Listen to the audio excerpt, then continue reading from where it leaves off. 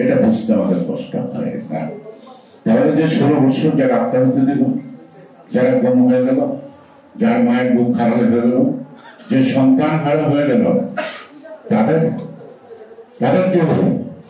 যারা জেল খাটলো, স্বীকার করলো, এমনকি তাদের দোকানের সমর্থনদের দিকে আমাদের হাজার হাজার নেতা কর্মী মৃত্যুবরণ করলো। এই কৃতজ্ঞতা বোধটা তাদের মুখ থেকে আমরা শুনতে পাই না।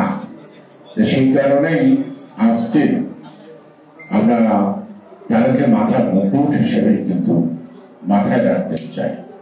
তারা যদি লাভ দিয়ে মাথার মুকুট না হয় রাস্তায় পড়ে যায়, সেটা দেখার জন্য আমরা প্রস্তুত না, তাহলে আমরা কষ্ট করব।